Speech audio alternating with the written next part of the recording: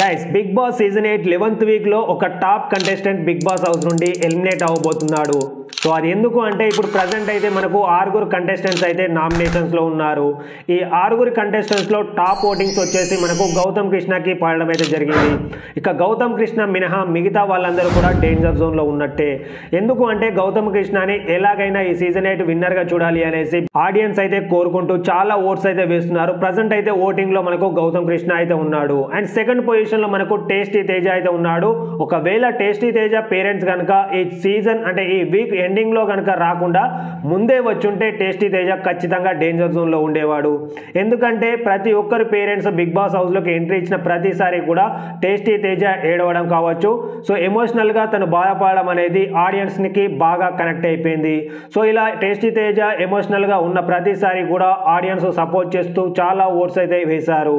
ఒకవేళ కనుక tasty Teja parents starting లోనే వచ్చుంటే డేంజర్ జోన్ లో ఉండేవాడు.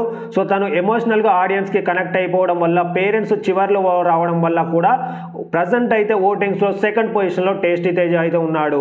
అండ్ వీళ్ళ తర్వాత ఉన్న 4 పొజిషన్స్ అన్ని కూడా 100% డేంజర్ జోన్ లో ఉన్నట్టే. ఈ 4 పొజిషన్ లో ముఖ్యంగా ముక్కు అవినాష్, యష్మి, పృథ్వీరాజ్ అండ్ విష్ణుప్రియ ఉండడం అయితే జరిగింది.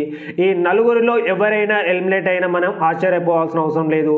ఎందుకంటే వీళ్ళందరూ కూడా టాప్ కంటెస్టెంట్స్. ఈ టాప్ కంటెస్టెంట్స్ లో మంచి కంటెస్టెంట్స్ ని ఖచ్చితంగా ఎలిమినేషన్ రౌండ్ లో బిగ్ బాస్ టీం అనేది ఉంచడానికి గట్టి ప్రయత్నమే చేస్తుంది.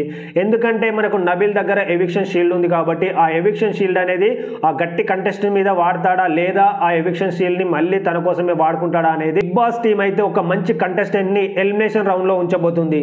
సో మరి నబిల్ ఆ ఎవిక్షన్ షీల్డ్ ని ఎవరి మీద యూజ్ చేస్తాడు, ఎవరు ఎలిమినేట్ అవుతాడు అనేది మనం రేపటి ఎపిసోడ్ లో అయితే చూద్దాం.